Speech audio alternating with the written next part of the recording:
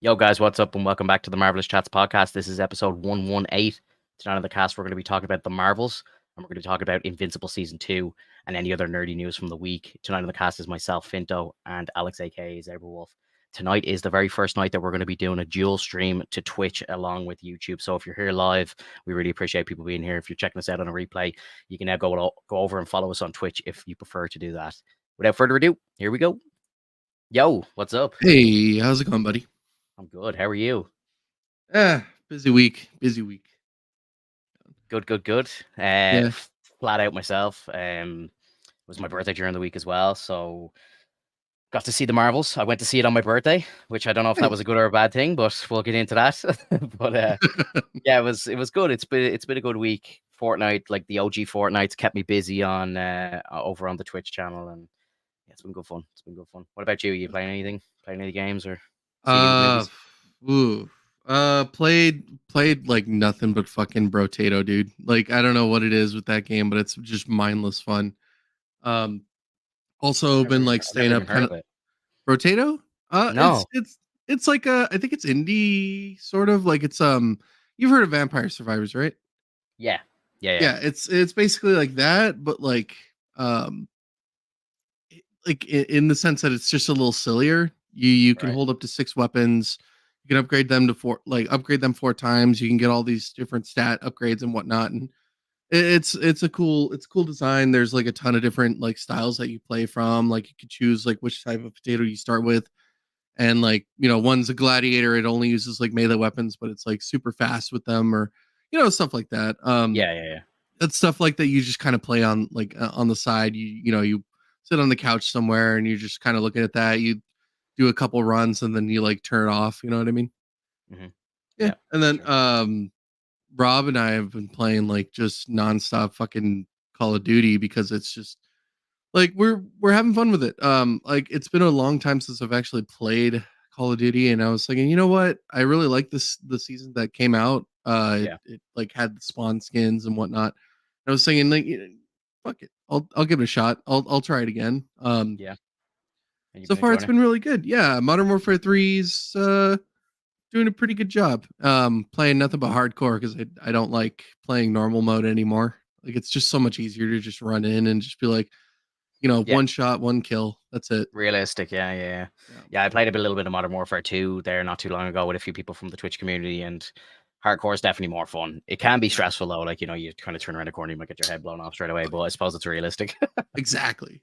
Um, and then like they added zombies because I think this is the first like Modern Warfare game that is like it kind of merged the two teams together, like Treyarch and Sledgehammer. I think it's like the two different teams. Okay. Um, and so like they kind of made like a Warzone style zombies game where like uh you go in there, you do some work and then you exfil, like you get the hell out of there. Gotcha. And it's pretty fun. Like there's zones you go deeper in, so like the harder, like the deeper into the like ground zero area, like the harder it gets. It's pretty cool. Yeah. That's sick. Yeah. That's sick. Look, yeah, tonight on the cast we're going to be talking about the Marvels. I've now seen the movie, so we can kind of go a little deep on it and the implications of it for the MCU going forward and so on. Um, got to talk about Invincible as well. The new episode came out this week. I can't remember. Did we go through the first couple of episodes last week? I don't know. I don't even remember if we kind of maybe just slightly touched on it or not. But we can kind of Um, talk about it, in a whole up to now, I suppose, I in its vaguely entirety. remember. I think you were saying that you'd like to catch up on it. Yeah, yeah, and then as well, there was a bit of Spider-Man news that dropped today as well that I want to talk about as well. So All right. here we go. Let's get stuck in. Um, First of all, the Marvels. I can't remember. You said I can't remember what you gave it. Like, what did you give it out of 10 last week? Because I know we kind of touched on it towards the end of last week, just because you had seen it, but I hadn't, so I didn't want to talk too much about it. Mhm. What did you think? Now, Ugh, I now that get we can talk freely. Yeah. Well, like I don't want to hear your opinion first since you're more fresh on Okay. the mind. Yeah. Okay. Well, look, what I'll say off the bat is I didn't love the movie, and I didn't hate the movie either. I was kind of somewhere in the middle. I went in with the lowest expectation possible. My girlfriend was the same. She went in expecting nothing out of this film. And, while there were definitely problems with the film, I think for the most part it was a bit of fun. I wouldn't be itching to rewatch it. On a if I was doing like an MCU rewatch, I'd be nearly tempted to skip it. But it was fun. It was fine. Like there was nothing too groundbreaking with it. I really enjoyed the choreography in the movie. I thought it was like the fight seemed kind of fresh and very clever the way that when they used their powers, they switched around and then they started using that as a weapon. So they were like training to use their powers to swap bodies. So they were like, when they were doing the scene where they were like catching the tennis balls and stuff like that. Like, and I thought that was cool. It was like something we'd never seen before, and I thought that was very interesting. But that was Exactly. about it. But Yeah. that was about it. That's sad. You know what I mean? Like just thinking about it that way. Like Yeah, just being like, yep, choreography was good. It eh. Like that's yeah. how it really felt. Like it was just like, the it didn't feel like the story fit super well. It felt like it was very like thrown together. Mhm. Which it was. Like if you were to go through the lore and like maybe the backstory, and even like I forgot the fucking villain's name already. It was like Ben something. Um Yeah, she was so bland, bro. Like I know it was Tom Hiddleston's partner in real life, and I felt kind of bad because it was just like everyone's like kind of on a Loki high right now, and Loki was. We have talked about it, in depth on the podcast here, but Loki wasn't amazing. A lot of people seem to think it saved the MCU. I don't personally think so. I think it's kind of it stayed in its lane and kind of just followed its tracks, but it wasn't incredible. You know what I mean? right. But I will rewatch it in a couple of months' time and just see how it lands, maybe. Because I did seem to enjoy every single one of the Marvel Disney Plus shows on a rewatch. I definitely enjoyed them more the second Mhm. time around or third time around than I did with this show. You know what I mean? So Right. we'll see. We'll see what happens. But like to go back to the Marvels, like I, I don't know, like the villain, it was just kind of like there wasn't really a backstory for her at all. Just like one little small flashback, and we find out like she's a Kree, kind of the way Captain Marvel was before she kind of became Captain Marvel. So like she was like on the Kree team of like assassins or soldiers or whatever they were. Like she was wearing like a Kree, like the Kree uniform, which is basically the Captain Marvel uniform when it was green and black, like it was for her in the first movie. And Mhm. that was about it. Like we get the storyline that Carol goes back and destroys the AI, and I suppose the way that we view that as a viewer is that's her doing a good thing, but obviously the Kree see it as like an act of war, and they call her, what do they call her again? The Destroyer or something, because like basically she destroyed their entire world. So I suppose anybody who isn't on the inside is kind of looking at this like, oh wow, she's just like destroyed our entire planet. So So, but what does that entail? Like, because when you think about it, like they had a Kree soldier in the same kind of form, right? It was Ronan the Destroyer. yeah, So, yeah. like, was it that he was a tyrant and that none of the Kree liked him, or is that just like a name that they gave him? Yeah, I don't know. Again, they didn't really speak on that, and I suppose the whole round, like this is taking place almost 30 years after the events of like Ronan in that movie, and then I suppose what is it, 9 years since the first Guardians movie. First Guardians Right. movie was 2014, wasn't it? So Right. like, like I don't know, bro. Like it's like they just seemed to not really go into too much depth, and I feel like from what I heard about like kind of the production of the film and how original kind of screeners for the movie went and stuff like that. Like I hear that they kind of chopped and screwed a lot of it and took a lot of the whole kind of girl power stuff out of the film because they knew it was going to not go down like well at all. So and I get the feeling that a lot of the movie was kind of chopped out, and maybe a lot of it was to do with kind of maybe more of the origin telling and so on. Like it's number one, it's the shortest movie in the MCU, and Mhm. I really felt it too. Like it felt very very short, and Super rushed. yeah, super rushed. Like even just like the timestamp on it was very rushed. But then on top of that, it was just like it was so like condensed, and the story just felt so like rushed along the place. It was awful.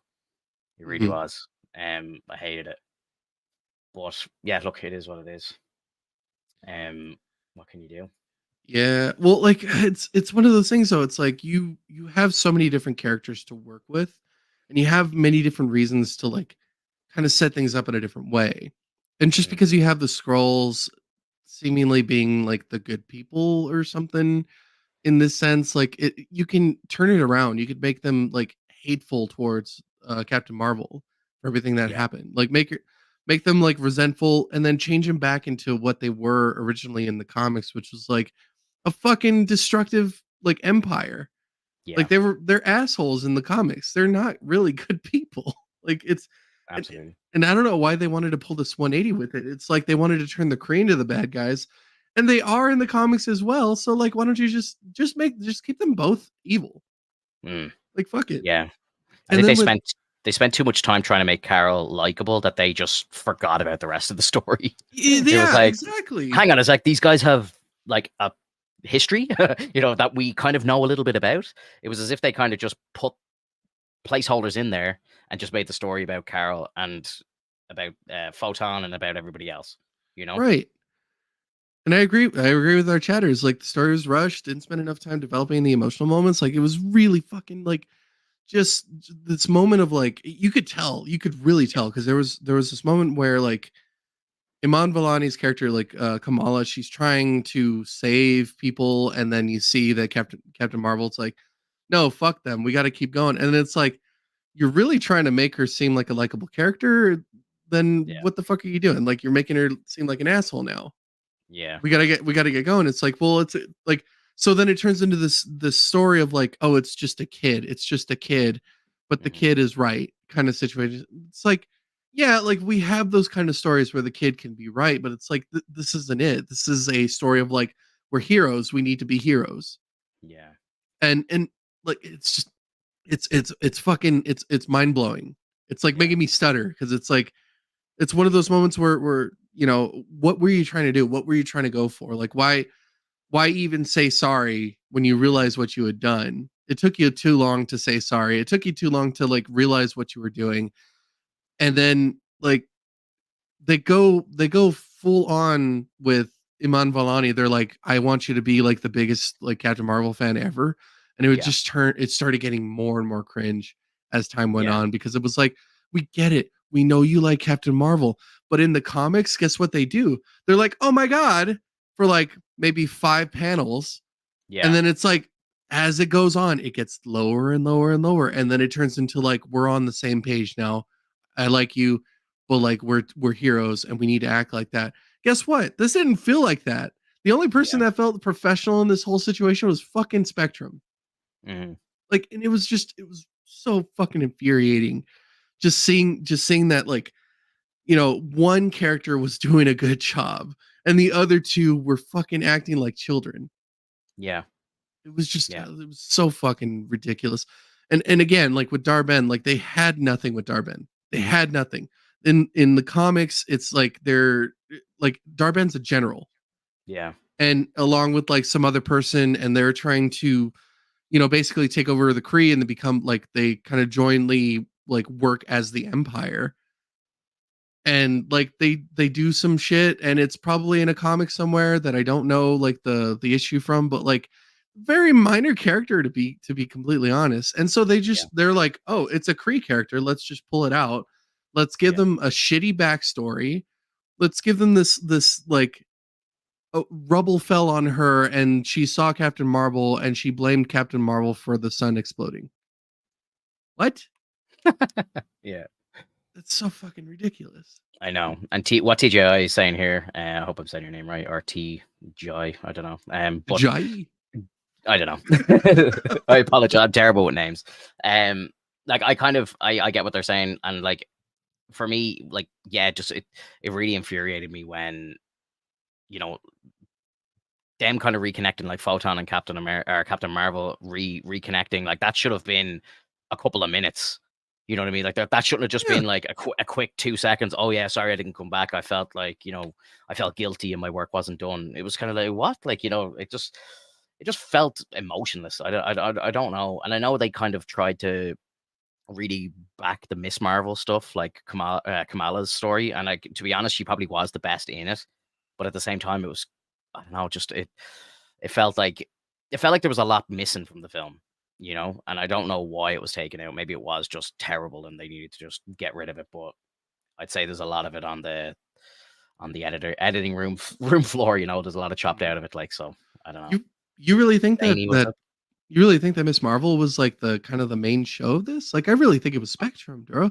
It's like this, like her backstory, everything that she went through, and then actually meet like running into Captain Marvel. That dialogue between them was fucking amazing. That was literally, it felt like it was from a comic. Like they were like she's working on something. It's like, where have you been kind of situation. Like it just really felt like that. And it also felt Yeah. like a movie. It was just like that was awesome. Whenever she's on screen, that's what I'm excited about. Whenever she's starting to use her powers, that's what I'm excited about. And so like when she's trying to learn how to fly as well, like that was a cool moment because it was like, I don't know how to use my powers that well. I didn't even know I could fucking fly. Like that's so cool. Mm. Because it's a character that's still kind of like developing their powers and trying to understand who they are and what they should represent. And Is like she not Photon? it could be Photon, it could be Spectrum. Like they did a reference to all of the different names that they gave her. Okay, yeah. But I believe like for the most part, I think we usually call her Photon. I think I just started calling her Spectrum because like that's what was mentioned in the movies. Yeah, because I Um, know in the movie she called herself Captain Rambo, which kind of made sense because it was like, if you think about it, it's Captain Marvel, Miss Marvel, and then Captain Rambo. So she didn't have the superhero name yet. And I think I saw an interview with Kamala, your one who plays Kamala Khan, and she was saying that they had actually, in one scene in the film, given her the name Photon, but then they cut that from the film because of where the movie goes. So to kind of jump to the end of the film, which I'm curious what you think about the end of the movie, but basically at the end of the film, to talk about the mid-credit scene for a minute, they go to, so basically at the end of the movie, there's like a crack in space-time caused by one of the bangles that the main villain is using. And she basically, if you get the two bangles together, which she does at the very end of the film, she kind of like cracks open the multiverse basically. So Photon, I'm just gonna call her Photon. Photon has to that's fine. go Photon has to go through the crack to be on the other side to close it. So she kind of sacrifices herself. She knows what's going to happen, but the other two think that she's coming back. Basically, then she's goes through, closes the breach or whatever we want to call it, and then she's on the other side. So she kind of passes out from an explosion or whatever. And when she wakes up, she's underneath the Xavier School for gifted people. Like she's in the X-Men base. And you get to see Beast, and it's the old Beast played by Fraser from the original X-Men, which was cool to see. I kind of saw it as a bit of a desperate plea, to be honest. Like I thought it was kind of just thrown in there for in hopes that maybe word of mouth might get the movie seen more or something. I don't know. It felt very desperate to me. That's just my personal opinion, but it just felt so random. Like we get another variant of Maria Rambeau. This time she's not Captain Marvel. This time she's binary. Isn't that's her name, isn't it? I I think don't. so. Yeah, Yeah. I don't even know anything about binary, being very honest. But I kind of just I heard one of the breakdowns of it, and that was what they were calling her. So I'm like, okay, she's like an X-Men now. So the mutant gene is in her on that variant side, and then I think what the story was going to be is that the Photon name will be given to her by her kind of variant mother. Mhm. That's the Which is dealio there. But like, but why go through this whole convoluted situation just to name the character? Like, it just seems so fucking weird. Like Yeah, I when suppose there's going to be the way I see it is like there's going to be like a connection between the two of them, obviously because she's a variant of her mother. Maybe the two of them become very close, and then that's when the name gets christened. Maybe there'll be like a cheesy scene where it's like, oh well, us X-Men have to give we have to have code names. We'll call you Photon or something. And, then it's her mother getting to name her or something like that. They might have like a kind of. fucking lame. That's fucking lame, bro. Like when you I'm say spitting, bro. that, like I'm thinking out loud here. I don't know. I'm just I guessing. know. It's just like I want to throw a book at someone. Like that's so lame. I know. But hey, what can you do? But like how easy is it to just go like Iron Man? Like I am Iron Man. Like it's just he started calling himself Iron Man throughout the entire movie basically. Yeah. Like it's like why what is with this? What is with this last minute bullshit? Like the whole like with Kate Bishop. Like I know that Kate Bishop wasn't calling herself Hawkeye for the longest time, and we had to wait until Jeremy Renner was like finished with his role within the end of the show. But that's understandable. This is a character that's like on like her own character. There's nobody taking the mantle or anything. Yeah. This isn't I Ray actually, Skywalker. sorry, to talk about Kate Bishop for a minute, because I love the character of Kate Bishop myself. I don't like that she's called Hawkeye though. Was she always called Hawkeye, or did she have like her own code name? She's called Kate Bishop. Like you Yeah, can that's what also I call, thought. but she also goes by Hawkeye. Yeah, okay. I didn't know if she actually went by It, Hawkeye or not. Like, it's not very clever for somebody who's like a vigilante to go by their real name. Like, it's kind of stupid, but right. But it's the same thing. Like when we talk about it, when we talk about these different characters, like Captain Marvel isn't Carol Danvers' original of name. course, Her yeah, of original name course, was yeah, Miss Marvel. of course. Like But then even like, yeah, and I liked the way in the movie when Photon calls her Carol, and like Miss Marvel's kind of like, what was that? Her name's Carol. Like, so obviously people don't, no one knows her name, which I thought right, was which is good because that's an yeah, alter it was ego. good because even obviously Miss Marvel, Kamala, like obviously being the super fan that she is, if her real name was ever out there or referenced at all, she would be the one who would know it. Mhm. So I thought that was kind of cool the way she's like finding out stuff. I Well, like like it's just they treat these characters as if they don't have a fucking superhero name, like nonstop. Kamala, Kamala, Kamala, Kamala. No, fucker, it's Miss yeah, Marvel. yeah, What's yeah, the point of the suit if you're not going to call her by her fucking superhero name? yeah. So TJI asks in the chat, what was your favorite scene or your best scene from the movie? Oh, dude, like You go first. You go first. it's the conversation between Photon and Captain Marvel. Yeah. Literally that scene where they were like, you didn't have to leave. Like Mhm. you could have come back. Like there was no reason for you to like it's that whole Yeah. situation of like the emotional point Yeah. of the I needed you, she says. I yeah, was like, exactly. oh And it's yeah, so fucking good because that's yeah, that's literally what happens in Marvel comics too. Like people leave and they don't say why, and then they come back and they're like, "Where the fuck were you? I needed yeah, you," kind of situation.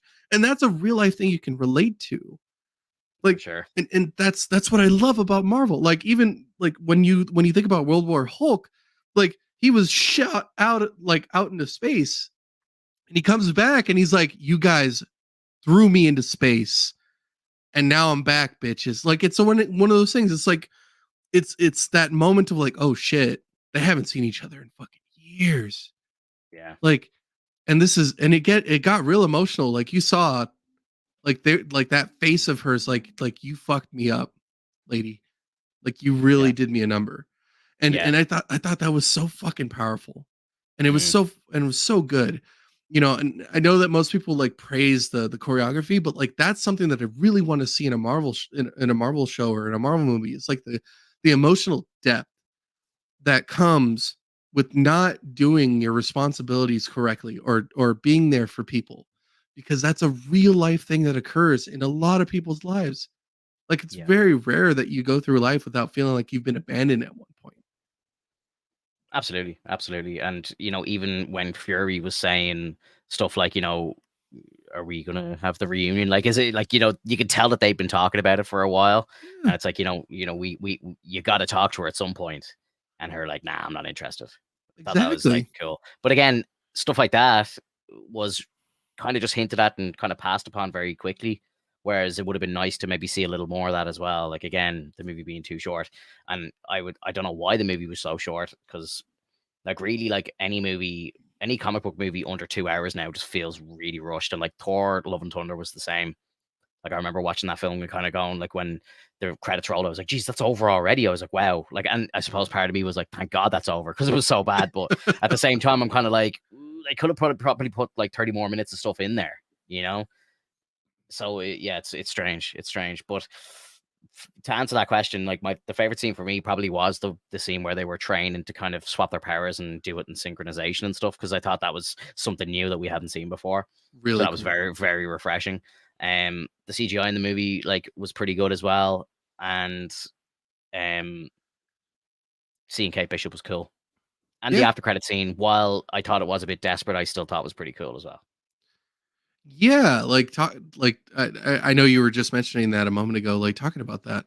Um it kind of amazes me, Finto. Like, there's so many things that like you would be so excited to see, so many different cameos from different characters, and apparently, the actor, I forgot his name, making that cameo, it's like, nah, that one doesn't do it for me. Like, out of all the cameos, that one doesn't do it for you, which I thought it was kind of funny.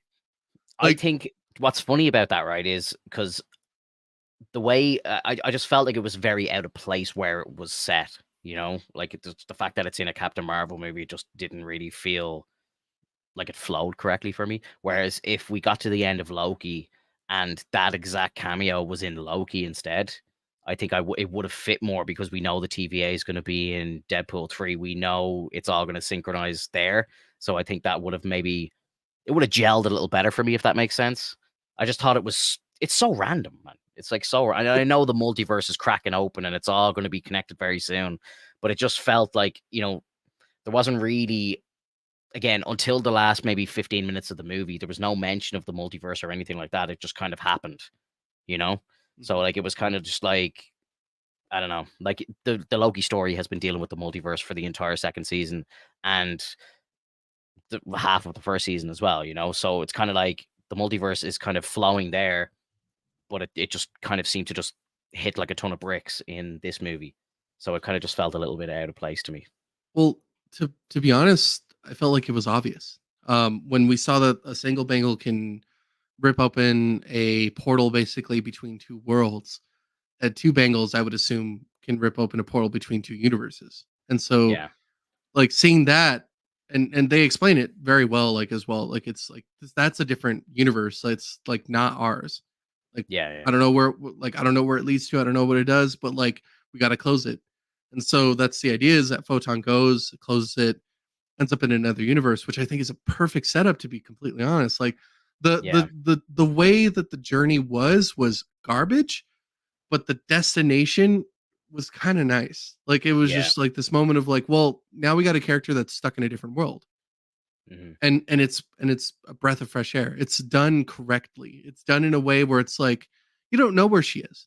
Even when she wakes up and you see like her mom, in the sense, you don't know where she is. Oh yeah. Even if you saw the X symbol and whatnot, you don't know if that's Charles' home. Like, it could be a different base. It could be something completely different. It True. could be on an Arctic base. It could be anywhere.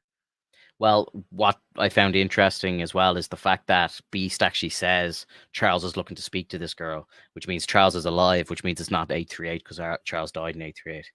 So this is a different universe again. So Thank I fucking don't know. That was Christ. yeah, that was one of your hangups where you're like, oh god, if this is 838, it's going to be so bland and it's going to be just oh, there's only two universes. But now this is just something completely different, and obviously as well because Maria Rambeau isn't Captain Marvel in this universe. She's somebody completely different as well. So this is a completely different universe altogether, which is So great.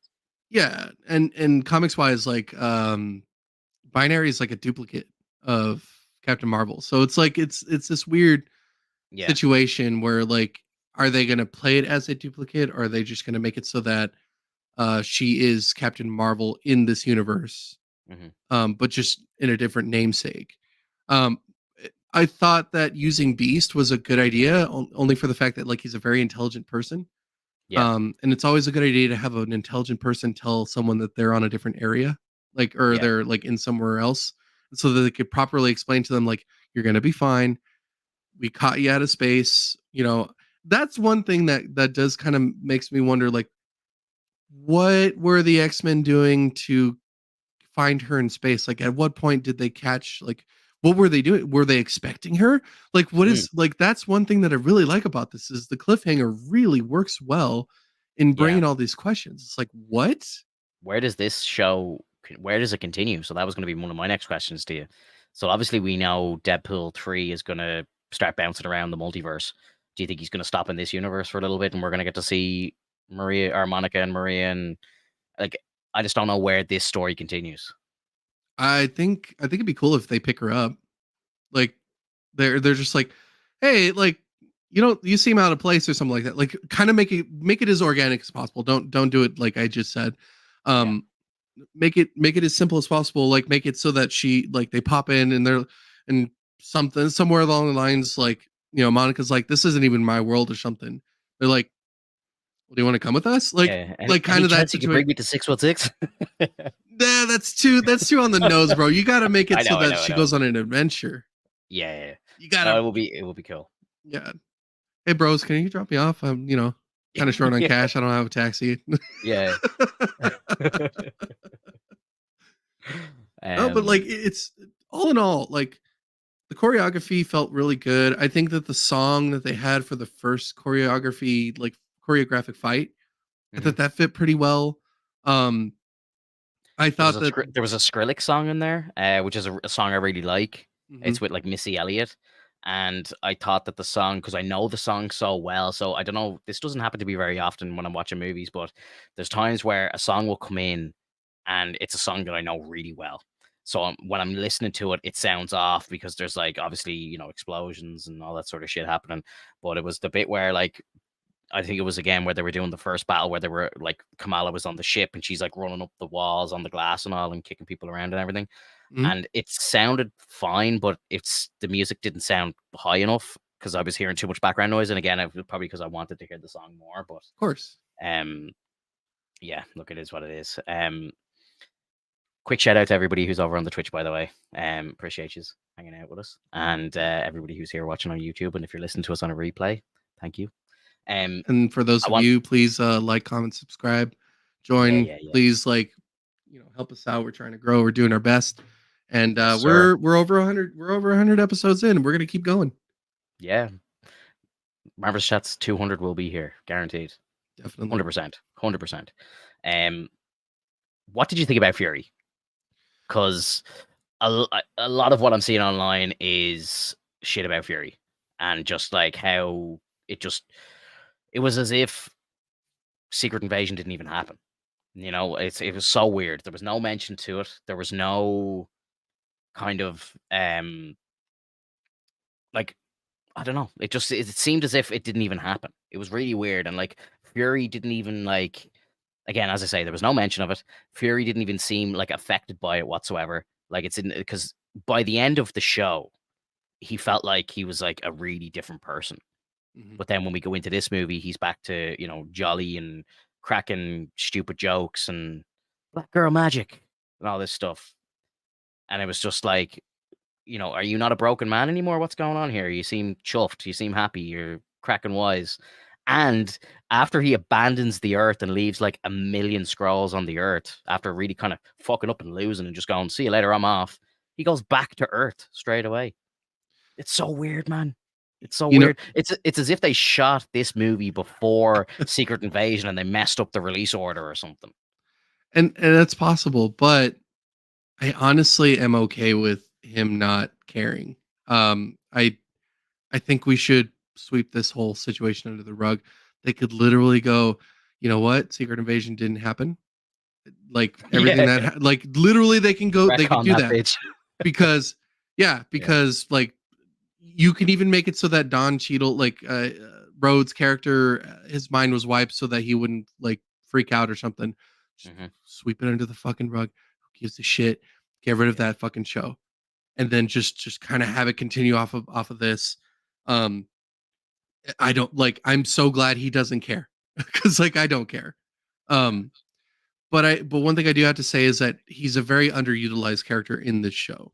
I think that it's very apparent that they were trying to do this route of like nothing but the women should be on the screen, which is okay. But when you have major characters on the side, you should kind of like put them out a little bit more. They used him more so for a kind of midway comic relief in the sense that when Goose came around, which obviously when you saw that like that thing that was in the like in the compartment bay, um, clearly that was Goose's. Like they hadn't seen anything like that before. As soon as Goose arrived, apparently there's an egg, and it's like, okay, Goose apparently laid eggs. She was pregnant, and so like they're laying stuff all over the place. I was not expecting for all the kittens to just fucking like eat people, which I thought that's actually a good method of like randomness within a show to Hmm. basically save the lives of people. because Yeah. they were gonna get uber fucked, and I think that it was really smart of them to be like, well, the Flurkin aren't don't like won't necessarily eat them. We just have to tell them not to eat them. Like in the sense, it's like because Goose will swallow something up and spit it back out. How can they breathe in there though for that long? That's what kind of annoyed me about that. It's like they're swallowing some of those like we're swallowing up multiple humans. Oh yeah, But but man, it just made no but sense. And I but understand we're in it. it's It's a comic. comic. Like yeah, I know.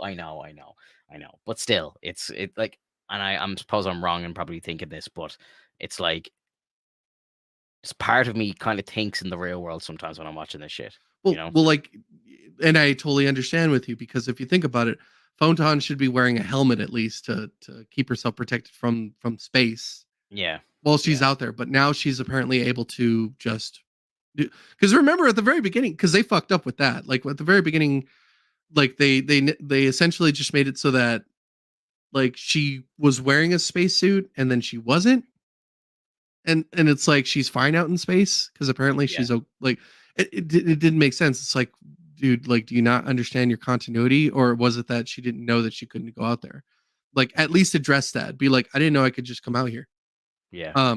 Because if that was the case, she didn't need to go out there in a fucking suit Yeah. ever. Yeah. But like, yeah, I get what you're saying. Like the Flurkin being able to like ingest people, and then the people in there like being unable to breathe. I don't think it took that long for them to get down to earth. I don't know, bro. You'd want to be good at holding your breath. Yeah, but at the same You time, wouldn't like want to be. You wouldn't want to be smoking 20 a day. right. You Yeah, know? that's true. But like even then, like I'm pretty sure those pods have like tons of fucking oxygen. You need oxygen. Like Yeah. whatever supplies that they're getting, they probably packed it full of it. Like I'm not trying to find like all like close all the loopholes or anything, but like at the very least, I'm just saying that it was a nice idea for them to just be like, this silly thing is happening, and therefore like that's how we save the people on the station. Yeah. Which Yeah. like I don't think the music. I think the music was off at that point. Like I felt like that was the wrong track to use. I can't remember what the track was because for the fact that I was ignoring the track, I was just like more interested in them getting all taken down so that they could be saved. Yeah.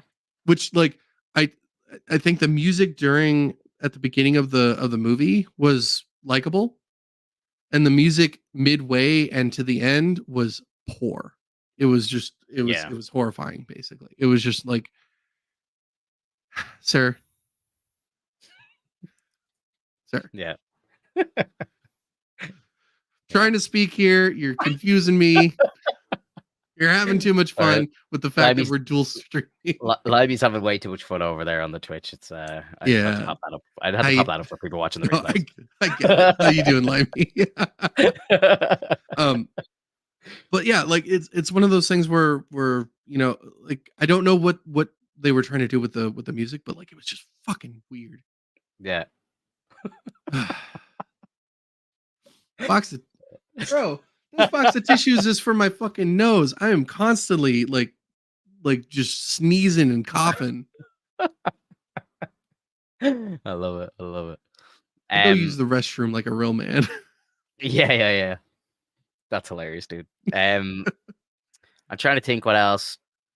I don't really have anything else to say about the movie. I just kind of my main kind of question walking out of the film was where does that after credit scene go from here? I suppose that was the only thing I was kind of thinking about.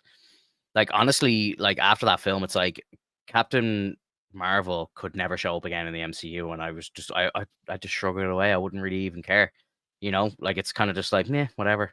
And I don't know why, but like she is a cool character, but they just don't know how to write her At and all. at all. And like even I saw a red carpet interview with Brie Larson, and they were like, someone said to her like, are you like, do you want to come back? Are you coming back? And she herself shrugs her shoulders. If they want to bring me back, I suppose yeah, I'll come back. Like that's even how she's feeling about it, which is just like, ooh, whoops. And like this movie, I don't know, I don't know if you saw the box office, but this now is number one, the biggest drop off in week 2 in the box office ever. It's doing worse than Morbius on. It beat the Incredible Hulk. Yeah, like it's literally number one, as in the worst drop off in the box office ever, you know? And like, man, it's rough, like, and I feel sorry for everyone involved because I think they really did try and make a good movie, and I think for the most part, it was okay. It wasn't the worst. I would probably place it somewhere in my bottom 10 in the MCU, but it's not the last. It's not the worst movie in the MCU. You know what I mean? I think it was better No. than Ant-Man Quantumania, which was how the MCU started the year. They started with Ant-Man Quantumania and they ended with this. I think it was slightly better, but not amazingly better, but you know, it could have been bad. I think this film's probably better than Thor: Love and Thunder as well. Yeah. Yeah, I could see that because like with Thor: Love and Thunder, like I really don't remember shit. Like I like the only things I remember are the horrible things. Like, making all the Yeah, kids like powerful as Thor, making yeah, like, yeah. putting making the hammer and like Stormbringer be like actual animate objects That that was so have weird. feelings, which is fucking weird. It was weird. And what annoyed me the most about that was like, they make the joke about, Stormbreaker kind of thinking that he's cheating on him with Mjolnir. And it was funny the first time, but they did it like three more times in the movie. And I was just like, okay, guys, relax. It wasn't that funny. You don't need to regurgitate it two more times. Right. And I think like Taika Waititi has kids, right? Yeah, his kids drew a lot of the monsters apparently, which I think is it's a Like, cool yeah, concept. that's cool, but like when you involve like children in this situation, a little too much childish behavior goes a long way. Like it's just, or it starts really showing up is what I Yeah, mean. yeah, Um, it's one of those things where it's like, I know what you're trying to do. I know you're trying to have fun with it, but like if you're gonna make it so that your kids kind of make the concepts and everything, like that's kind of it feels weird. hmm It's like we're giving you money, bro. Like we're what are you yeah. doing? Yeah, like I just feel like, it's kind of wild to me that Taika Waititi made one of my favorite MCU movies in Ragnarok, and then he makes this movie directly after, and it's one of the worst movies. So he literally went from, in my personal opinion, a top five movie in the MCU to potentially the worst movie in the MCU, bottom Mhm. three. So it's like, how the hell did that happen? And I understand it was, he was given a lot more creative control. And I believe there was a 4 hour cut somewhere in Disney for that film. And they were just like, you're insane. You got to cut it down to less than 2 hours. Because I think they knew themselves the writing was on the wall. They just knew it was going to be shit. So so here's the thing, Finto. I know that you were saying that Taika Waititi like made Thor like did the Thor Ragnarok shit. He didn't write it. And I think that's the big difference is that he didn't write it. It was written by Eric Pearson, Craig Kyle, and Christopher L. Yost. In Thor Love and Thunder, he wrote it. He hmm wrote it. And Yeah. so did like someone named Jennifer Caton Robinson, which I'm Yeah. like, okay, so clearly his humor doesn't hit as hard when written. It's better when it's directed. So like Yeah. So he's a better writer. He's a better director than writer, is what you're saying. exactly. Yeah. That's fair. So like that's the whole point, man. Is like that's why you keep the role separate. You don't give Yeah. them too much power because then they put their own humor in, they put their own style of things in. Like even for me, if I wanted to write something and direct something, like I'd honestly stop myself and be like, Finto, I need you to edit shit. I need you to like write the story. I need you to do something for me, like so that I have something to bounce the ideas off of. Because Yeah. too many thoughts in one person is not hmm good. That's Yeah. the whole point of the team is like to have the team work on things. So like being separate, being able to focus on one thing entirely for yourself, and then having the other part of the team like work on the other thing. That seems to be the most fluid and comfortable thing that you can do when you give a director too much power. It seems hmm like things just start taking a shit. And Yeah. I don't know who like if there's any examples of good writers that were also directors like in the same kind of film. um, if you know any, let me know. But like other than that, I think like having the split is the perfect kind of stew. Yeah. Yeah. It's rare that you hear of somebody who like writes and directs and like just smashes it out of the park all the way around. You know, I'm trying to think. Um, like George Lucas probably writing and directing the very first Star Wars is always something that will stick out to me because like the man literally created a universe. Mhm. It's like it's mind blowing what it has turned into. I know he didn't. I don't believe he directed Empire Strikes Back, but he wrote it. So and he wrote Return of the Jedi, but he didn't direct that either. So just the fact that he was able to create an entire universe in his head, like that shit actually scares me when I think about it. It's like one Well, dude like created an entire universe. Kind of that's the fucking thing is, crazy. but that's the thing is like if you create the universe and it's lovable, and then like you kind of can hand it off and like let people like embrace it and help it grow, that's perfect. But if if it shows that like the what's the trend is that like if he does it all it's all good, then just let him do it. Like if it's showing that apparent like view, then Yeah, of course like let him do everything. But yeah. you only get a tunnel then, and that's what I'm saying. Yeah, there's arguments to and fro, I suppose. Like, is just taking George Lucas as an example. Like, obviously, episodes 5 and 6, he didn't direct them, but he wrote them. But Mhm. they're probably two of the best movies, and he didn't direct them. But then he went back and directed 1, 2, and 3, which I personally love, but a lot of people didn't love at the time. So, it's and I think, to be honest, like looking back, like the prequel trilogy is good, but I just think they weren't well received at the time because all of the OT fans were just kind of like, "Oh, what the hell is this?" So and then look at what happened with the sequels. Like, we won't even go in there. We won't even go there. Right. But But not written by him, not directed by him. Shit show. so so what came to mind, and I was trying to look up the name because I couldn't remember. Like I'm like, which movie had someone who just did it all themselves, basically, Mhm. and or at least written and directed, and it was fucking Yeah, Quentin Tarantino. That dude is a fucking machine. he's Like, good. He doesn't hit a home run every time, though. In my opinion, some of his movies aren't great, but then some movies are fucking amazing. which one He's wasn't not. great? So I'm not a big fan of Hateful Eight, and I'm not a big fan Okay. of what other one did he do that I wasn't really mad on? The Hollywood one wasn't great. It was Yeah, okay. I heard It that was one it wasn't was that good either. it wasn't good. It wasn't that good. It Right. was fine. I'm not going back. I'm not rushing to rewatch it. Yeah. I absolutely love like Django's great. I love Inglorious Bastards, incredible movie. Mhm. Like I could rewatch that all the time. I love that movie. So like look, and obviously Reservoir Dogs and Kill Bill and everything. Like all he's a fantastic director, he is, but I'm just saying every single thing that he does isn't gold. No, and I'm not saying that either. I'm just saying Yeah. like he's had a good record. He does have a good record, yeah, Yeah. for sure. So like if you were to have him do something like this, I would be in favor of that. Hmm. But Taika Waititi, I barely know the guy. Like I don't Yeah. remember everything that he's worked on. And with Thor Ragnarok, I enjoyed it. I think it's like one of the better ones, but it wasn't written by him. So like just let Yeah. him stay as the director. I don't know why they gave him writing privileges.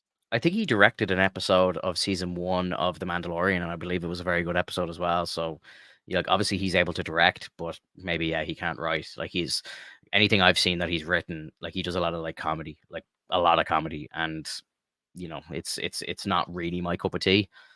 And Love and Thunder is the perfect And, example of that. well, and that's the thing is like I don't like again. I know we've talked about this multiple times. Like we're not really in a superhero fatigue.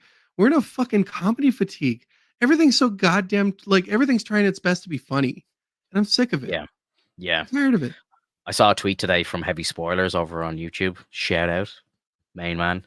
Um, but he basically said DC and Marvel, who are the two biggest like comic book houses in the world, have both put out like flops this year in the box office.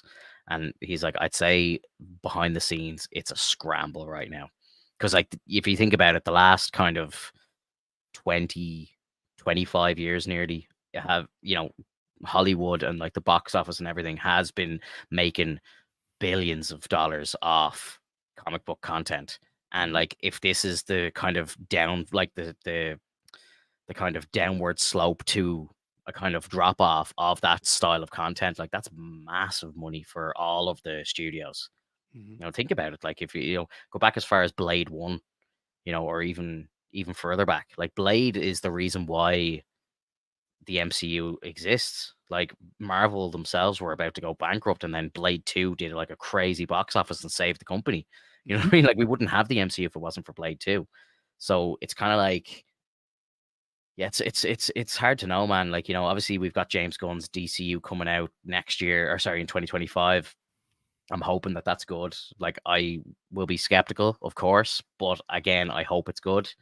I don't really want to see a funny Superman movie. I don't think it's the right tone.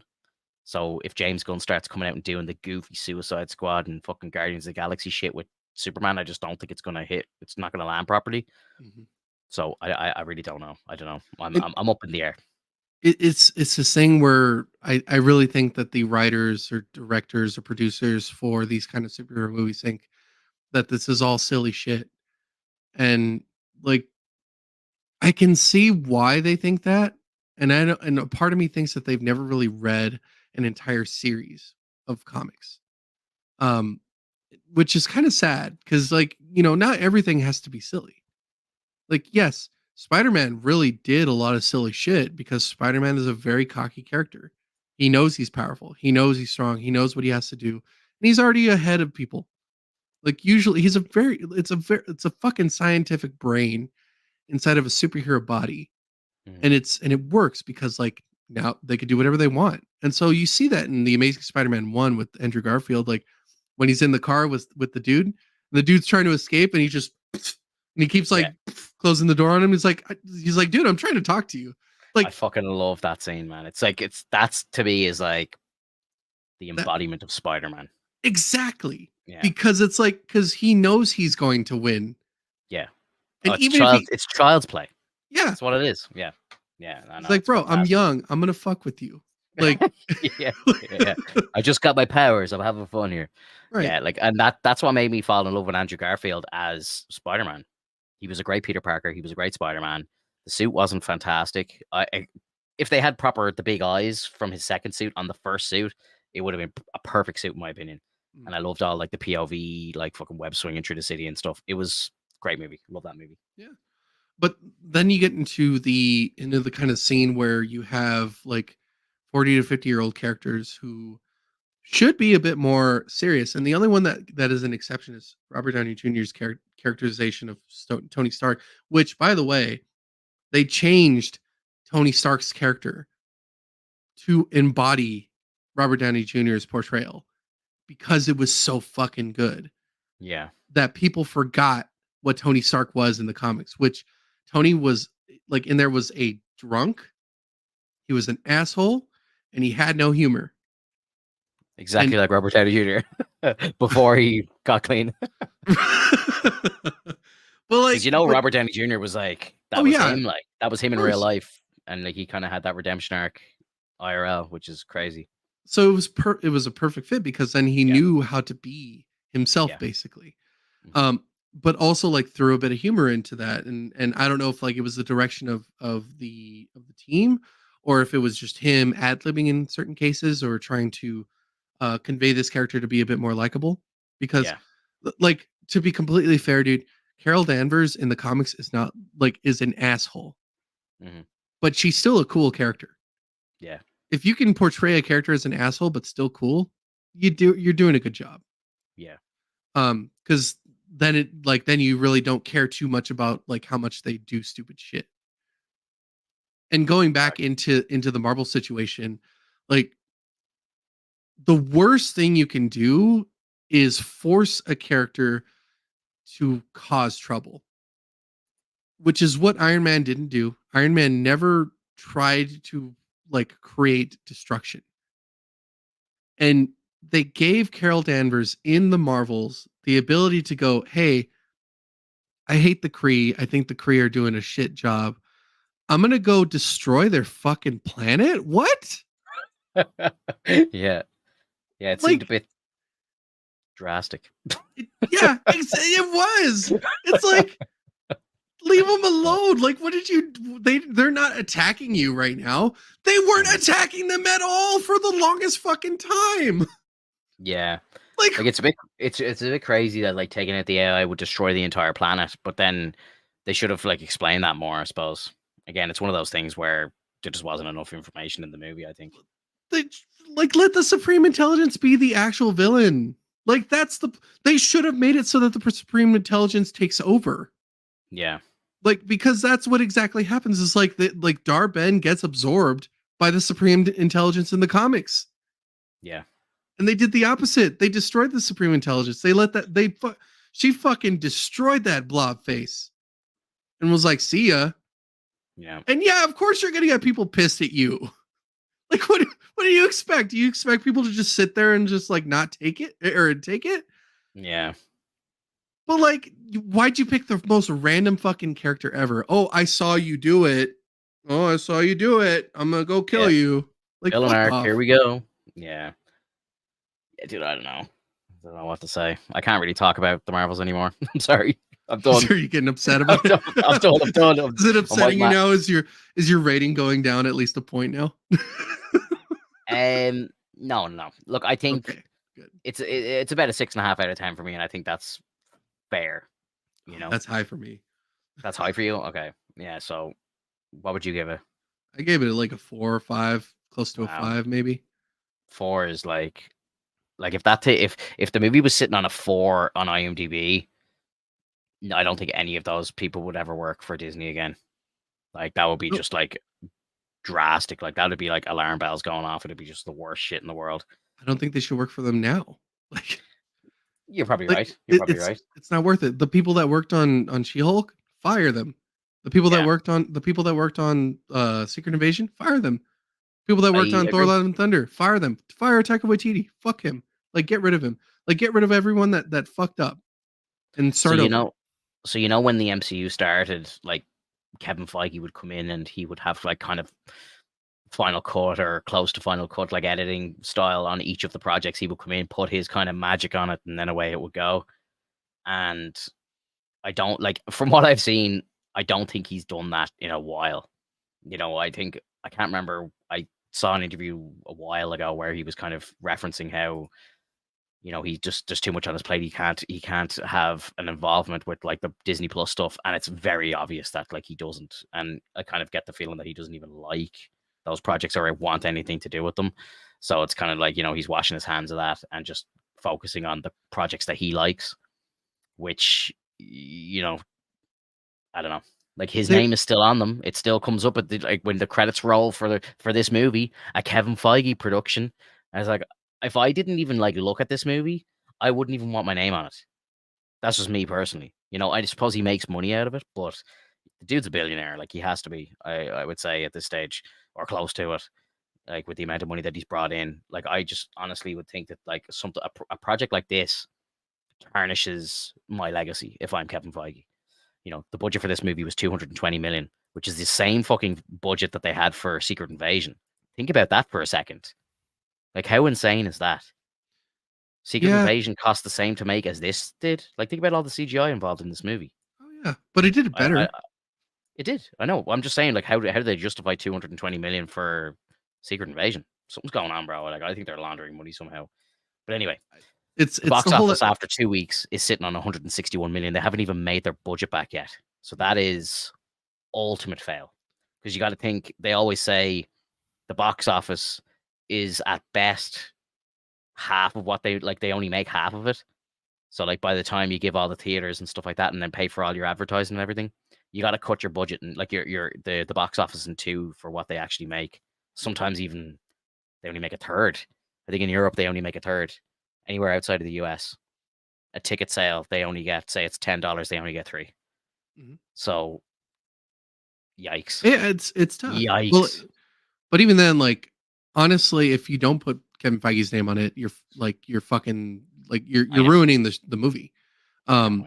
And it doesn't matter if his name is on it or not. He's still gonna get paid. And Yeah. I don't understand. One thing I don't understand is like I love that so many people are so like emphatic with all these different writers, directors, producers, and whatnot, and they think that they're gods. But clearly, you can destroy a god by essentially making them too like worshipped, and then like bringing them down with you as the movie starts to dwindle. Like you're Yeah. reaching this point. Still saying we need Banner and Orton back as Hulk. At least I shouldn't at least I that. shouldn't have Yeah, no, I I agree with shouldn't have that. put this message up on the screen because I know Alex is gonna go off on one now. No, it's fine. I'm saying like I'm saying that like for people like that, like if you were to go with Edward Norton, like he is a Mhm. creative person, like he has very big conflicts with people. Mhm. Excuse me. But I would say like a lot of his stuff does help. excuse, excuse me. He's very creative. He likes Hulk. So like it would have been interesting, but that aside, it wasn't his place. But anyways, like thinking back, like you're putting too much on on these people. You're putting too much weight on their shoulders. You know, you love Dave Filoni. I'm pretty sure you still love Dave Filoni, but the previous shows that we've seen, like Ahsoka, like it still wasn't it. Like there's still something like missing in it. I think it's just because they're being stretched out too thin. And you just said it just now. Like Kevin Feige's got too much shit on his hands to like work with, and like what do you do? So like you basically try to find like-minded people to kind of help him out. And you stop all this bullshit where you don't go by the source material. Yeah, Um, and it's at this point where I'm like, okay, well, can we do a reboot now? Like, I would love for a reboot and to just go by the comics. Like, yeah, I think that would be insane. But at the same time, there are a lot of comics that like probably shouldn't be portrayed, only for the fact that like there's a lot of controversial shit that happens. But like you yeah. can skip those. You can always skip those, depending on like how the flow works and whether or not they're like it's viable or even noteworthy. You can bypass it. But like at the very So least, like you should really push towards your source material because that's like where the gold is. That's where everybody sees the gold. And so when you put up a movie like the Marvels and it's like it had nothing to do with whatever it is that we were trying to encounter, like it's, it's garbage. hmm yeah. You mentioned something about a reboot, and I think it's a perfect little transition into this Spider-Man news that came out today. So I'm going to talk about this Spider-Man stuff. We'll have a little bit of discussion about it, and then we'll talk about Invincible, and then I gotta go to bed. But so the Spider-Man thing, right? First of all, actually, sorry, did you watch the Madam Web trailer that came out this week? Yes. What did you think of that? Um CW. I've heard Very people say CW. I've heard people say the same thing.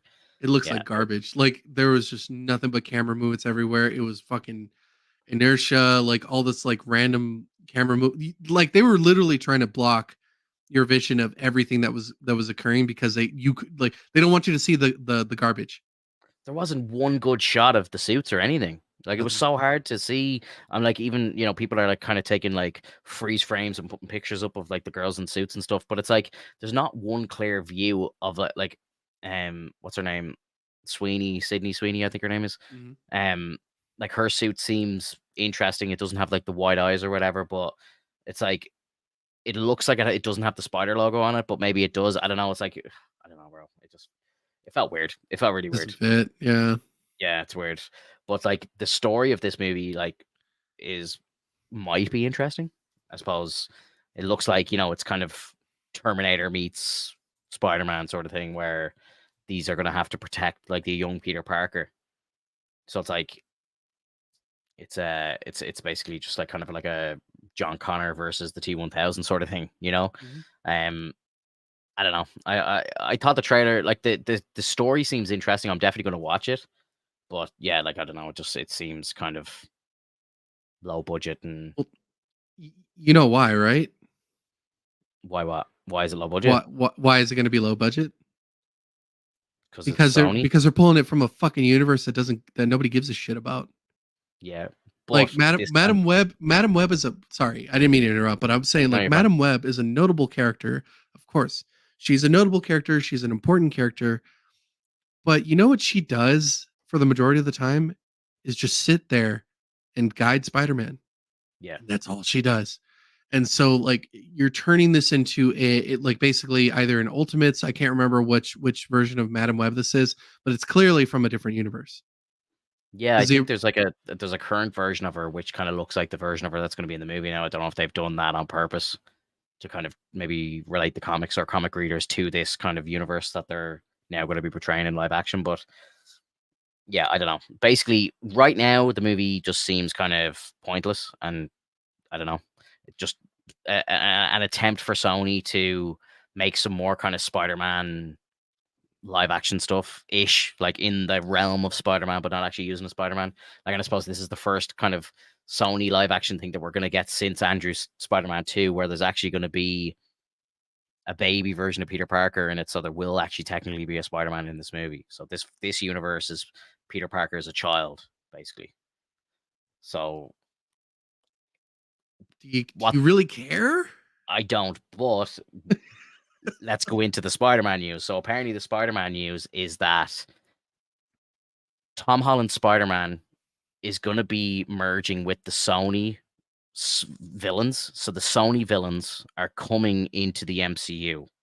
So the likes of Venom and maybe Craven and a few others. All these, like, basically everything that's happening over at Sony is gonna come into the MCU, and they're talking about potentially a reboot, and then all of these characters will exist that we've watched on the Sony side will be in the MCU. So like after the events of Secret Wars, Tom Hardy will be in the MCU and he'll be Venom. And like Vulture will be back in the MCU because like technically he's in the Sonyverse right now, and like you might have like Jared Leto as Morbius coming over, and he'll be in the MCU as Morbius, and basically, like it hurts my brain to think about it, but it's like the way that like Sony have always kind of said that they had the deal with Tom Holland was that the fact that they could take him if they wanted to, or bring that character into the Sonyverse, but it seems like what they're actually going to do is after the events of Secret Wars, Tom Holland will technically be like the champion of 616. The entire 616 universe, except for Tom Holland, gets destroyed. And then when the new MCU timeline or world or universe or whatever you want to call it comes into play, all of the Sony characters will be in the MCU. What do you think of that? This was reported on today, actually, like officially, like, like there's an article and everything. I'll send it to you after. I'll throw it in the comments below. But like, I hate everything. I hate everything you just said. shout out to Everything. the Jet. Shout out to the Den of Nerds. He actually did a video on this today as well. It's up on his channel if you want to watch it. He probably explains it a little better than I do. But I don't care it about the explanation. It's just oh, that's horrible. it's scary, man. It's It's very broken. scary. Yeah. And if you think about it as well, let's say we go through Secret Wars and we come out the other end of it and we're in like a new Prime Earth and all of the Sony villains are over in the MCU now. What happens when Wanda meets Craven? It's like, hey, you're my brother. I also I don't like the way you say Prime Earth, dude. That's a DC thing. I don't want you. Yeah, Please well, stop saying whatever. Prime Earth. That's making me cringe. What do they call it? There's a name for it in Marvel, like There's New no Earth name. or It's just Earth 616. One. No, Earth but like One is there's like, us. or sorry, there's like Earth Prime or something. I thought no. Nope. That is DC. So what was the new timeline referred to as after the first Secret Wars? Like when they did a battle world and everything, and then what happens after that? Our main universe. Well, yeah, Literally, there's this will be no the new main no name, MCU. no namesake, bro. It's like this universe, that universe, that universe. There's no Prime. There's Yeah. original, which is us. But other than Yeah. that, like 616 isn't even the original universe. How dare you, Blakey? Blakey Come says I'm on, bro. down for more Morbin time. Honestly, they could fix Morbius. They really can. Like they can literally fix that guy. I just think that the story writing was just horrible. They didn't really like go forward in the right direction with this character. I think they could have they've done it injustice basically. And I know Yeah. why, because like they don't like Sony doesn't have much to work with. All they've got left is what Blade and wait, no, they don't have Blade anymore. Fuck, all they got is Spider-Man, really, like, and all the Spider-Man characters, which Yeah, are like, that's why they're expanding it so much. but they're doing a horrible job with it. Like, do they not have the rights to certain stories? I don't Like, know. is I that a honestly thing? don't know. Like, can you not have the right to like the main timeline story? It makes no sense to me, man. Like Yeah, honestly, like 'cause, we've seen attempts at building like a Sinister Six up a few times, but it's never actually fully pulled itself off. And then they were talking about doing like a Sinister Six movie at Sony without a Spider-Man, which again would make no sense to me. But at least if they built that up and then brought a Spider-Man in, or Tom Holland comes over and then it's him versus the Sony um Sinister Six, maybe that might have might have been a good movie. Well, Like I genuinely think like if they did bring Tom Holland over and have him do a movie at Sony, I think it would be a good movie. I think it would bring a lot of people. Like it would bring a lot of eyes to Sony for sure if they did it right. But it just doesn't seem right, and I know that's part of the contract. You know, like do you remember a couple of years ago when Tom Holland said that, or Sony had said that they're taking Tom Holland back, and they're like, oh, you yeah, can't use Spider-Man anymore. Do you remember? And then I think the official story was like Tom Holland was drunk one night and he ended up like texting somebody in Sony, like pleading for them to let him release him to the MCU, and they actually listened to him. And it was like he was like, if I wasn't drinking and had the guts, you know the confidence through alcohol or whatever to actually text them, that it may never have happened, which is yeah. crazy. But I don't know. Like apparently, like from what I've heard about, like Venom 3, for example, which resumed production this week. Mhm. I hear that Andrew Garfield's going to be in it, which I think will be great. But now I'm hearing that potentially like Venom could be in like the Madam Web movie or something, or that could be like that timeline that he's in, or like universe that he's in, and then it's like he, instead of him like, because the way like at the end of No Way Home he says like, let's go to New York and find this Spider-Man fella. Like that's where kind of Venom, or Tom Hardy's Venom, is going next. So Mhm. a lot of people think that like he's going to go to New York and he's going to come across Andrew Garfield, but then I think some people are now saying that like maybe he comes across like the young Peter Parker, and instead of trying to kill him, kind of befriends him, and then it's kind of like a Mando and Grogu like style thing where they become protectors or whatever. Like it just sounds stupid, man. It But does sound stupid. yeah, I don't know. It, like it, I'm obviously not a fan. it's all over the place, man. Like they really did write themselves into a corner here. Like there's nothing that they can do except ride this shit wave. Yeah.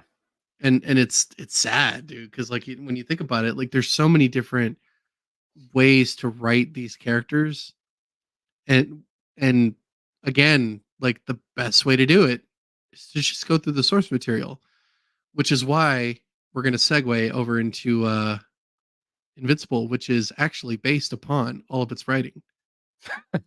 Perfect transition. Yes, I love it, dude. Yeah, so Invincible, what did you think of the latest episode of Invincible? I actually loved it. I thought it was Fucking great. loved it. Yeah, it was great. Fucking like, Alan the alien, oh, so good, dude. Like it's such voiced a by Seth great Rogen. and and I don't hate it. And that's the No, I don't best thing either. is I don't hate it. It's Yeah, so good. I don't hate it Like either. and like oh my god. And Peter Cullen, sorry. I'm like Tom Cullen. Who the fuck is Tom?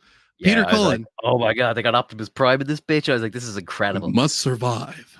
Yeah, because I was saying it to, I was watching it in bed last night, and I said to, because like I hopped into bed early last night because I usually I'm not streaming or anything. It's like Saturday's my full blown proper night off where I like try to get like an early night and sleep for 8 or 9 hours if I can.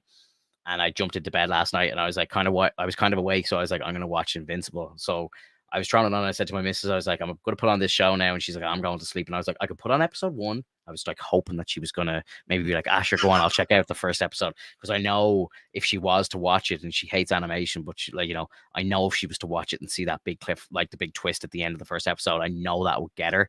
So I was like, oh, do you want to watch episode one? Like maybe you like it and we can continue watching it. And then she was like, nah, watch your new episode. I was like, fuck, okay, fair enough. So I tried, but it didn't work. But yeah, I loved it, man. I loved it. The new episode was fantastic. Mhm. The Viltrumites, or is it Veltrumites or Voltrumites? Viltrumites. Viltrumites. Said it wrong twice. The Viltrumites coming down and like fucking Alan up and all was just crazy.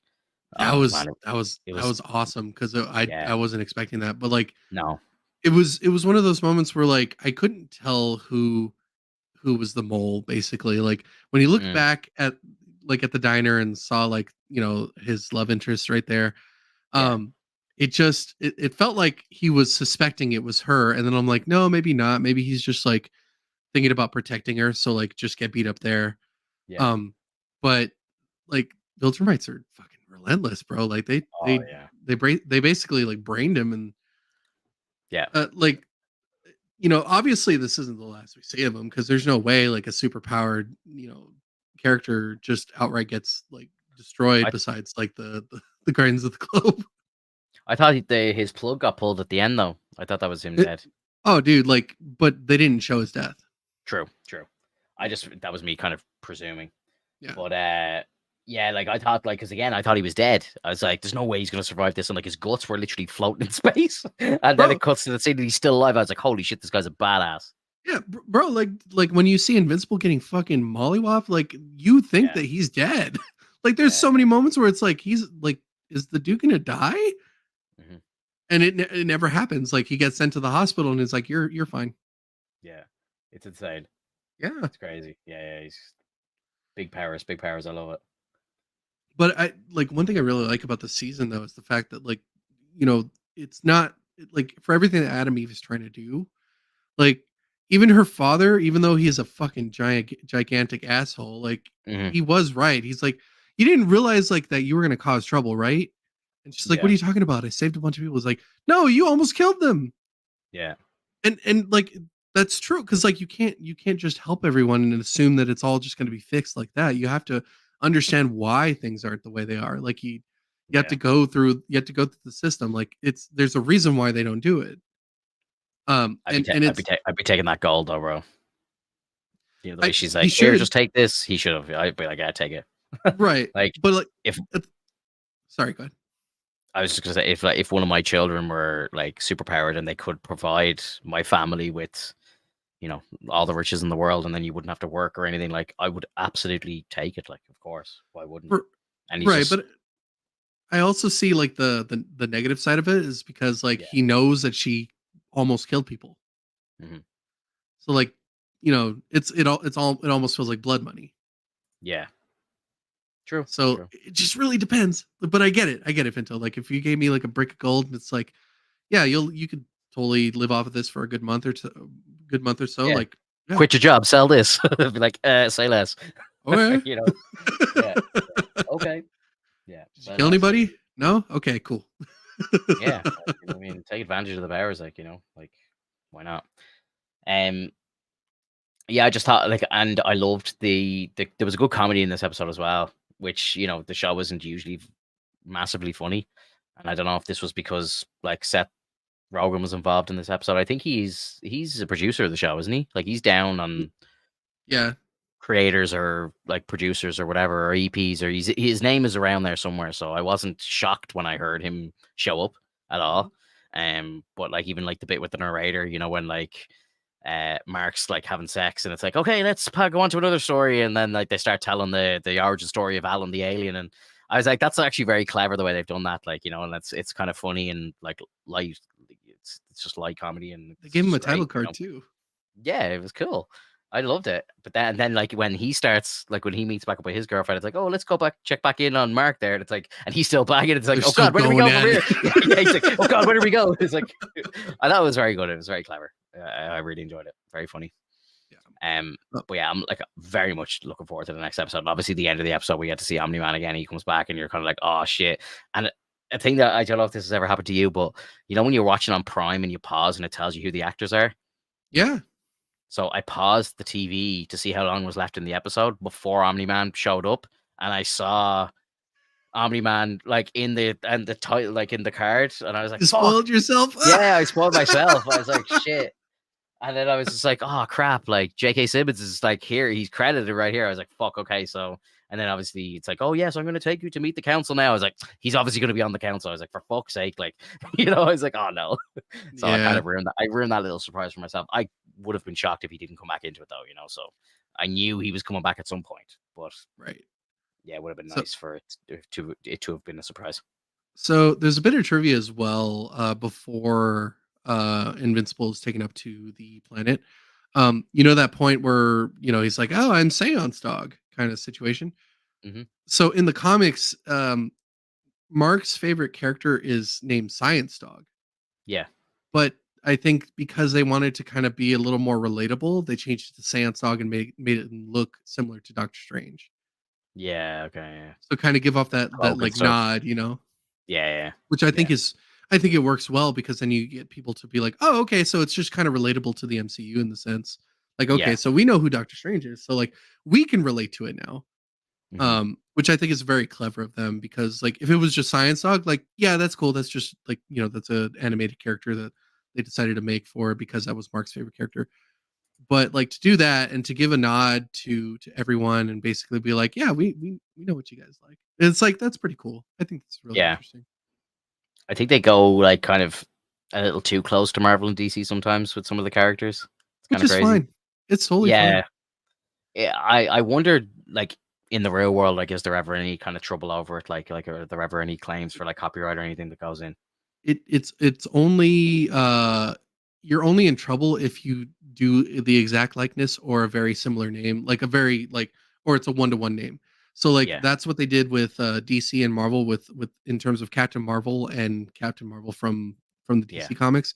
Because mhm, I liked the name Captain Marvel for the DC character, but yeah. because Captain Marvel was already a character in the Marvel universe, like within the comics, they had the rights to it from what I remember. And so they Was had to Are you change it. sure it wasn't the other way around? No, like it was definitely Marvel's. Shazam was came first, like. Shazam? No, no, no, no. And Oh, sorry. So Marvel, the MCU one was the first one. yes, because they Okay. had Marvel and everything. Like they didn't have like Yeah. Carol Danvers Captain Marvel. They had a Captain Marvel. Yeah. Okay. So, Gotcha. but I kind of wish they had just kept Captain Marvel for DC because like there's some characters that we have in the Marvel universe that are very akin. You could tell they're very akin to what they have in DC, but because they changed the namesake and the way that they look and their mannerisms, Hmm. you get things like Deathstroke and Deadpool. Yeah. So like they shouldn't have gone so hard Slade as to Wilson, Wade Wilson. exactly. And Yeah. you shouldn't have gone so hard as to go from Captain Marvel to Shazam because like yeah, that's fine, but now you're basically saying the name of the like of the character's like call out whenever he needs to use his power, which I think Yeah. is it's really like it's very limiting to the character Hmm. because Yeah. you should be able to say his name without causing like the lightning bolt to shoot down. So I think they Yeah. could have at least done like I would have been fine with like Major Marvel. Like they could have done something similar and just do Hmm. like two L's or something like that. Kind of make it as like like similar but not too similar. You know what I mean? Yeah. Yeah. Yeah. Yeah. For So sure. like just kind of do that. But like when they do nods to different characters or things like within Invincible, I think um it's very tongue in cheek and it doesn't feel like it's a legal issue. Yeah. Yeah. I just like some of them are just they're very close, and I kind of think Yeah. I do be sitting back thinking like, Jesus, that's close. Like, I think there was the Martian or something like that. Like, and it was like Martian Oh, Manhunter, like like very this is very very close similar. to Martian Manhunter. Yeah. Yeah, like so close, bro. Like even like drawn like him and everything. I was like, oh my god, So yeah, it's just very close. I love it Did though. you? Like they had the lady with the mace. Like she was supposed to be like a combination of Wonder Woman and Hot Girl. I think Yeah, that was cool.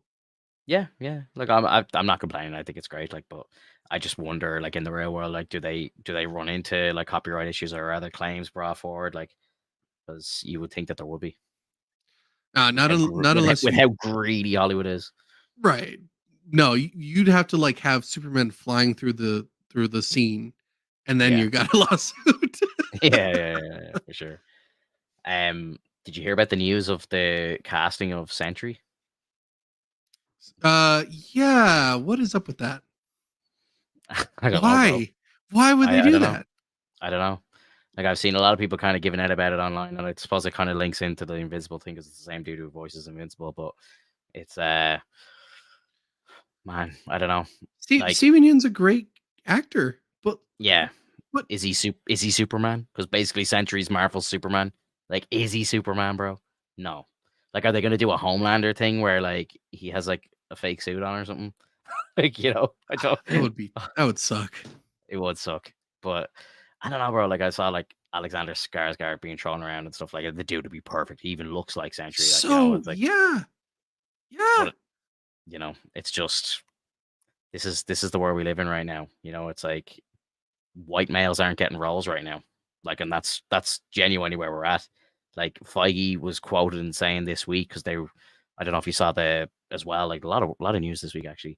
The whole Pedro Pascal as Reed Richards thing. I think That's that pretty. fits. I don't like it. I love Pedro Pascal. I just don't see him as Reed Richards. I His just don't see it. dude, I don't.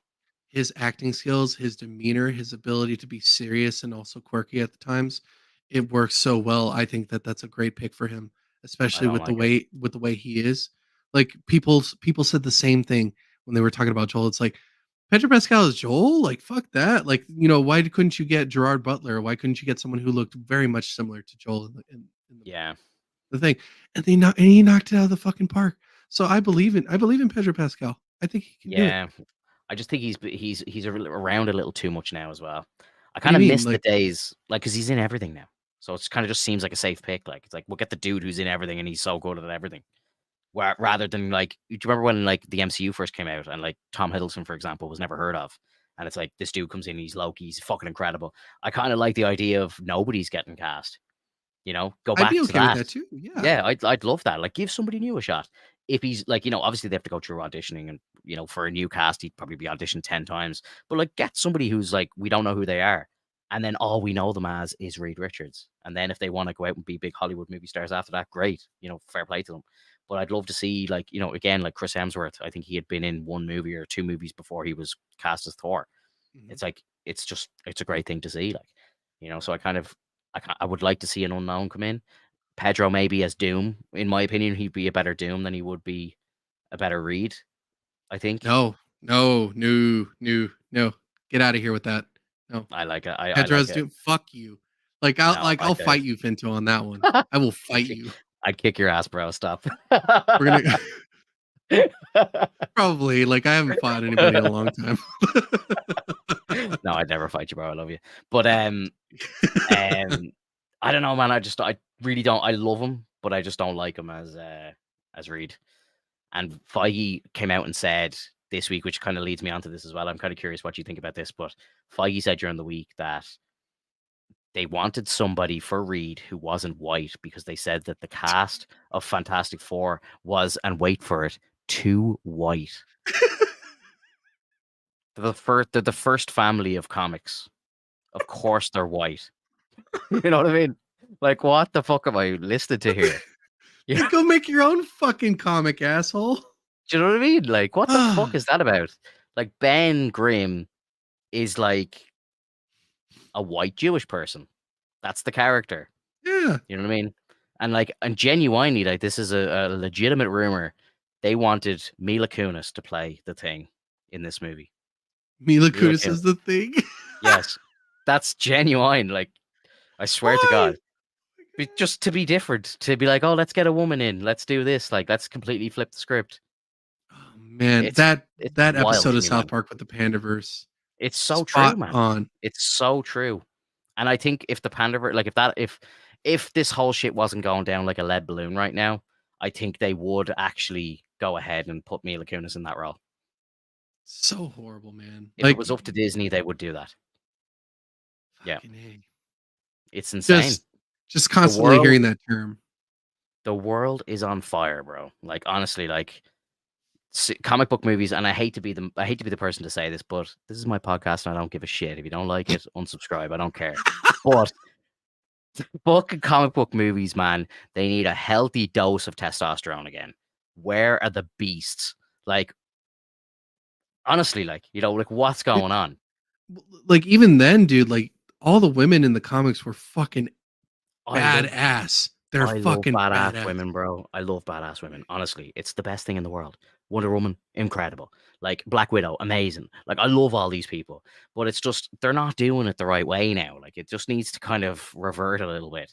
And something I did see, the dude who's been cast as Superman, there was like a behind the scenes picture put up of him during the week where he was in the gym and he's looking jacked. I'm like, okay, here we go. This is good. We're off to a good start here. Superman needs to be jacked. I'm sorry. So like, if that entails that you have to like go on fucking steroids or something, whatever, just do it, bro. You got to do it It makes because sense because like they yeah, did that because in the comics, like you remember that when he changes to Clark Kent, he has to wear baggy clothing. He has to wear yeah, baggy like suits yeah. and Otherwise, like he'd just be mismatched a things. fucking god, like Yeah, literally because a then you god just amongst stand there men. and be like tough as shit, and it's like, okay, well, Yeah, clearly that's fucking Superman. yeah. Just shirts bursting open and all.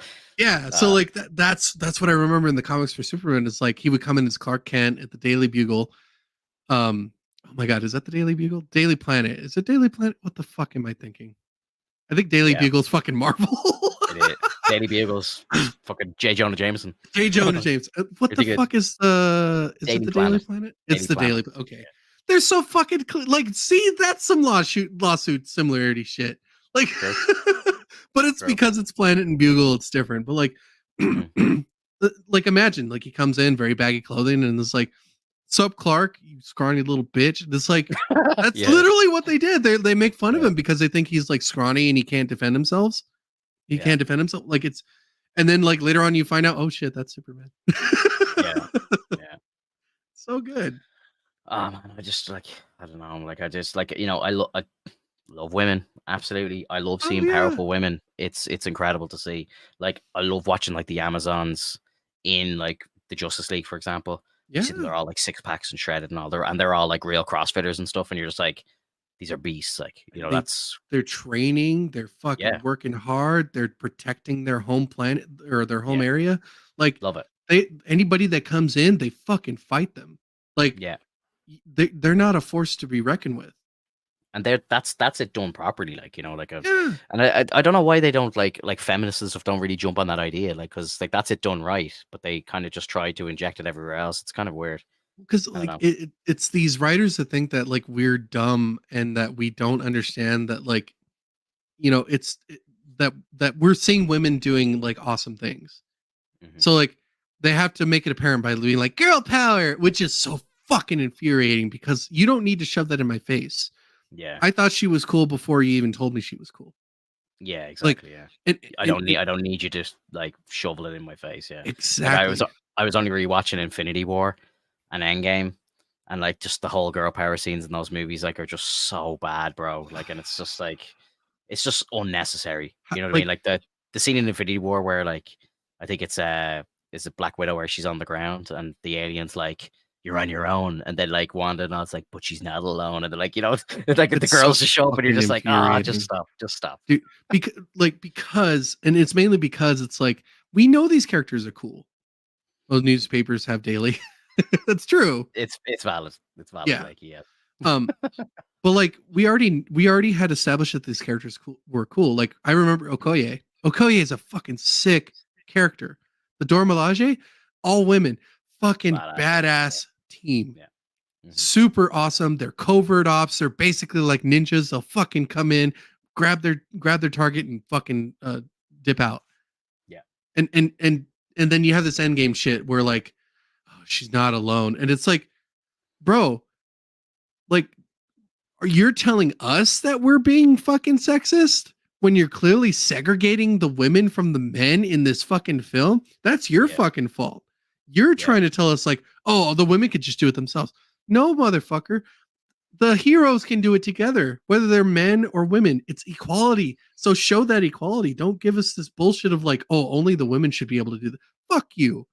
Yeah. Like seriously, like give us the shit that we had before where it's like you had this badass villain who was a female who didn't take shit from anyone, of course, but doesn't have to say so or doesn't have to act like she's being oppressed by men. She just fucking does it. I don't know if you've ever seen that TikTok before, but they did like a comparison. They showed like the like what people think that they or what writers think that women should look like. It's like this girl power shit, and it's like what the reality is. Where like we're sitting there, we're watching, like, oh shit, she just shot that guy in the face. That was fucking cool. Like that's it. That's all we need. We don't. It's the prime example as well of like when men write women and it's like Wonder Woman and like Black Widow, all these like fucking badass We fucking characters. idolize them. Yeah, and they're all written by men. They were all written by men or created by men. Like, and then when you see like the women creating the women characters, they're all terrible. Like, hate to say it, Because but they're not good. they don't because the like I'm sorry, and I know this might sound like kind of rough to say, but like the women don't understand what a hero is. Like they just see a woman and assume that the men are just making fun of them or trying to make them seem like they're the weaker link, when in fact Scarlet Witch is one of the most powerful fucking hero and villain. Like she's kind of like an in between kind of character. She's a nexus. Yeah. She's a nexus being. She's one of the most important characters in the fucking Marvel universe. And you're telling me that we're writing her out to be like a sex symbol or something? fuck you. Like we're literally making her the most powerful character in the world. She can utter a word, no more mutants, and they're Yeah. gone. Yeah. It's insane. It's insane. She-Hulk, one of the most powerful fucking like characters in the world, took over after the male Hulk fucking had to be decommissioned. And she was starting to turn into Savage She-Hulk. She was starting to become the world breaker herself. They were making her one of the most powerful characters in the world. And then you pull this bullshit with Attorney at Law, where she's so in tune with her fucking feelings. Like that's not Jennifer. Yeah. Jennifer loves herself because of who she became. Because she feels that that's her true envisionment. Anybody in the right mind would love to see their true envisionment come to life. So when you see Jennifer being a tall Amazonian looking woman with like large breasts, like a nice firm ass, like and fucking muscles, able to lift cars and things, like able to just topple anybody because she's powerful and strong. That's the whole point. She's Mhm. beautiful and she can fuck you up. Yeah. And that's what we like about our comic book women. They're Yeah. beautiful and they will fuck you up. Yeah. Amen, brother. Amen. Love it. I think that's a fantastic note to end for the week. To be honest, I think that's the perfect end line.